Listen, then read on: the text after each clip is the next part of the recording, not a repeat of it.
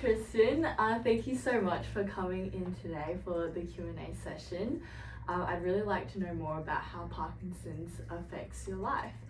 So before we get started, can you just tell us a little bit more about yourself? So I'm 45 years old. I was diagnosed 5 years ago during COVID lockdown. I'm a researcher at Curtin, now at EWA. I have 2 teenage kids, and my wife is my main support and my rock for the whole Parkinson's thing. That's great. What would you like others to understand about how Parkinson's affects your speech? I've always been a fast talker. That's just my natural inclination. And with Parkinson's, the speech impacts are one of the largest impacts of my everyday life. So people often think about Parkinson's as an old person's disease, and it's around having a tremor, but it's actually the more subtle motor deficiencies that have a large impact every day. Wow, okay, that's very interesting to know. And can you tell me about what strategies you use to help with your speech? So the main thing I use is this fidget cube, which is a physical cue to me to help remind me to slow down. And the other strategies I use are breathing, so taking deep breaths during conversations, pausing during sentences, and also particularly with work when I deal with longer complex words, over enunciation. Okay, perfect. And with that fidget cube as well, is it the physical movement that will help to remind you to use those strategies? It's a bit of both, because Parkinson's effect is around how your motor control works. The physical motion does help to distract my brain, and so it does allow me to talk more clearly, but also it does remind me as a cue to use other functions too. Perfect, okay. And what is the biggest struggle you face with how Parkinson's affects your speech? Honestly, it's practically it's the fact that I have to think about. Good example. It's around I have to think about how to speak all the time. So I can't just talk. If I try to just talk like I did just then, I get too fast and I can't be understood. Yeah. And so having to think about what you're going to say, and how you're going to say it, and how long you're going to talk for, and what strategies to use all the time is hard work. Yeah. So would you say it's a lot of effort to speak, and do you get tired or like fatigued having to think a lot about your speech? I do, yeah. It's so socially it's challenging.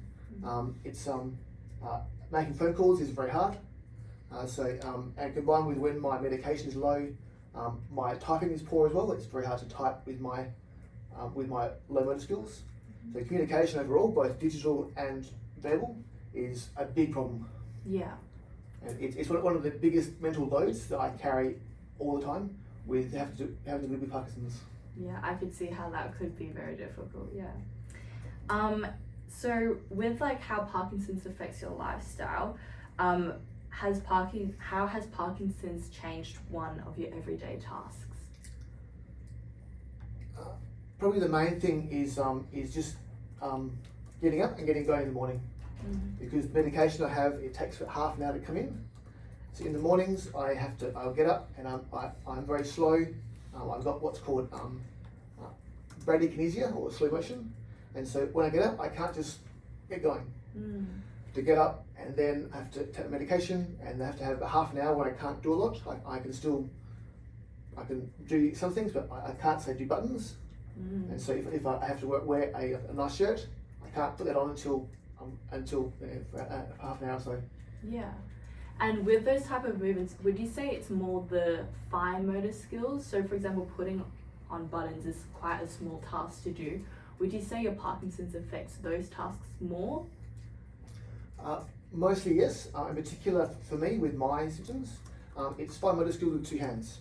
Okay. So the thing that buttons where you have to have 2 hands to do it together is very hard when the medication is low. Yeah. But if medication is low, large emotions are still relatively easy Mm. to a degree. Yeah, okay. And are there any hobbies or activities that you've had to change or give up due to Parkinson's? A lot, yeah. Yeah. Can you maybe name one of them? One of the things that I always wanted to do was take my kids mountaineering and rock climbing and like outdoor stuff. All that is off the table now. Mm. So for my family, all the long-term goals I had, all gone. Yeah. No, that's definitely very difficult, especially if it's something that you've always wanted to do. Yeah. And I was diagnosed at the age where kids were just starting to be able to do that kind of thing. Mm. And yeah, no more. Did you want to take a little bit of a break? Sure. Well, yeah. How do you find, your strength and hope in the situation, dealing with the, sudden shift in what you expected might happen? Part of it is being just very pragmatic. Mm. It's easy to just get on with it. We use humour a lot, probably too much. So it's what we do. But yeah, it's what I've got. It's not going to change. So it's a matter of doing what you can. Mm. And yeah, it's not resignation. It's around adapting to it. Yeah. Mm. I can see you're a very resilient person, and that's something that I have seen, and I really look up to that. And coming from what you've gone through at such an early age is just really inspiring to see. So, yeah.